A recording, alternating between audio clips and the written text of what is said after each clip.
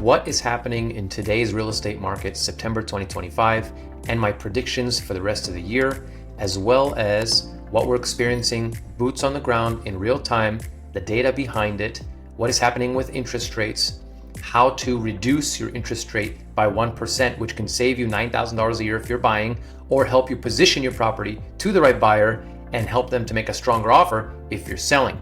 Let's jump right in. So you will see from the graph that new listings have been declining, which is a cyclical trend.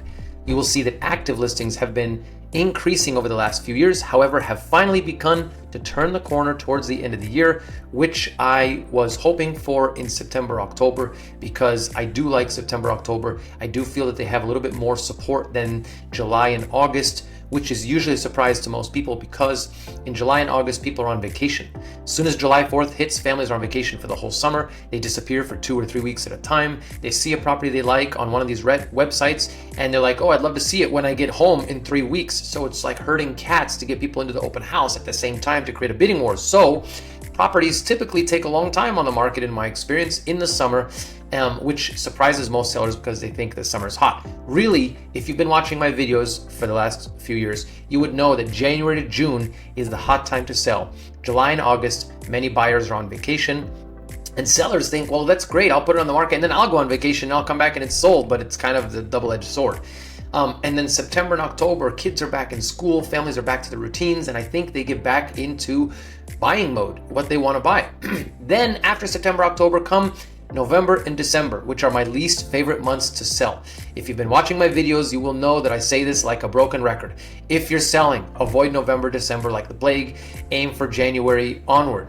If you're buying, I love November and December. Go for it. Buy in November, December, because that's when the sellers are usually more motivated. And many of the other buyers are distracted by holidays, vacations, travel plans, etc., family in town.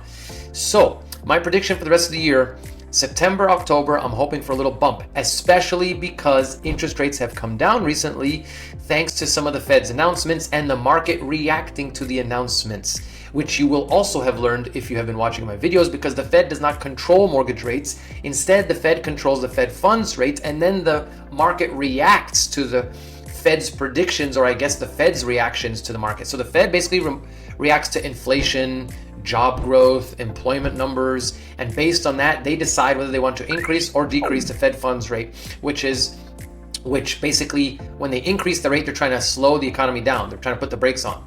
And when they decrease the rate, they're trying to speed the economy up. They're trying to step on the gas. So when that happens, the rest of the market reacts to it.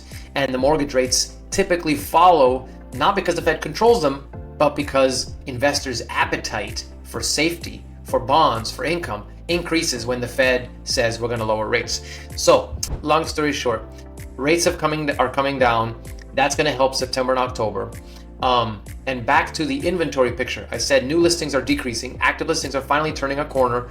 And now days on market have begun to increase toward the end of the year. This is a cyclical trend, as you'll see from the graph and as you will have learned from watching my previous videos. Months of supply, which actually seems to be painting a little rosier of a picture than I'm used to this year. Price per square foot also turning a corner and heading south toward the end of the year if we follow the cyclical trend.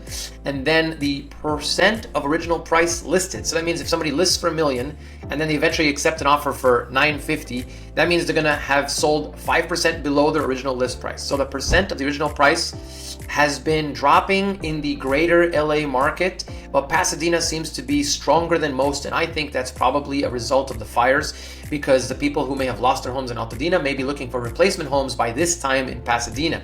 We had a very slow start to the year. This is not data you'll find as much as my experience and many other realtors' experience, because everyone thought, oh, as soon as the fire happens, people are going to move out of their homes and buy replacement homes. But the reality is those people needed to rent for a year to get their bearings, get their insurance checks, and then get some quotes on rebuilding before they decide what they want to do next. So now that it's 9 months later after the fire, almost to the day today, people are starting to get their insurance checks. They're starting to get quotes on how much it costs to rebuild their home. They're starting to decide, do I want to go through the headache of rebuilding, or would I rather just sell and buy a replacement property?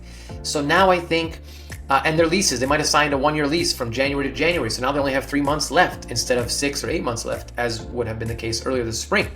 So what I'm starting to experience now is that people are finally starting to get serious about buying a replacement home instead of building a replacement home, those that may have lost their homes in the fire. So I do think that September, October should be decent because we have lower interest rates. We have people who signed long 1-year leases in January that are starting to come close to the end of their lease term, and they're starting to get their insurance money, and they're back to their routines if their kids are back in school, etc. So I think all that is good for the market in the next 2 months. Then we have November, December, my least favorite months to sell, my favorite months to buy, and I expect those to be, as usual, a little bit softer. And throw in the mix whatever Trump wants to throw at us, and that's your wild card. Whether it be tariffs, whether it be deportations. I'm not saying I agree or disagree with any of his policies. I'm just saying whatever he announces will surely have some sort of effect as well. So that is the market in a nutshell. And I promised you I'd help you figure out what it would take to buy a $1.5 million home in today's market. So if you use this handy dandy mortgage calculator like I like to, Zillow Mortgage Calculator is one of my favorites. It's very easy to use. It's very simple. It's straightforward. You type in the purchase price. You type in your down payment. In this case, I'm using 20%, which is 300 grand as an example.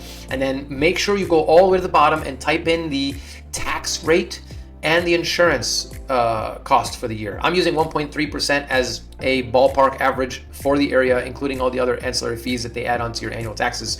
And then I'm also using $5,000 as a round number for annual insurance costs. So that brings the payment $96.25. Okay, it's $96.25. And that means a lender wants to see you making double that amount, okay, in order to afford that price. So a lender wants to see, they want your debt to income ratio. That's the technical term, DTI, debt to income ratio, to be at least 2. Your total income to be twice your total debt. So if your mortgage payment is your only debt, meaning you don't have a car payment, you don't have a student loan payment, your mortgage payment is your only debt at $96.25, then the lender wants to see you making double that amount. That's about 20 grand a month. I'm rounding up here. So that's $240 a year. But I do have a lender right now that is offering a 10-year ARM, which means your interest rate is fixed for 10 years and then it adjusts every year after that. That 10-year ARM can reduce your mortgage interest from 6.5% to 5.5%. If you drop that 1%, you're going to save $771 a month, which is like $9,200 and something per year. Over 10 years, you're saving $92,000. So if you want to buy a home in today's market around 1.5 million or 1 million, whatever it is, or more, call me and I will get you this lender's information who can reduce your interest cost by 1%, which will be probably close to $10,000 a year, which would be a great savings for you. And if you're selling, I use this tool on my listings to help encourage buyers to make stronger offers. I try to show them how much they can afford, how much they can really afford, because sometimes they look at the market and they're like, oh, interest rates are so high these days, I can't afford it. I say, well, what if I were able to reduce your rate to 5.5% and get your payment down by $1,000 a month or $700 a month? They're like, huh, maybe I can afford it. So it encourages better offers. So if you're in the market to sell or to buy, please reach out. My information is below, and I'm happy to walk you through what some of your options might be. I'll share with you in real time what we're seeing today, and I'll share with you the strategies that we're using today to help our sellers get top dollar and the strategies we're using to help our buyers get good deals wherever possible. God bless you. Talk to you soon.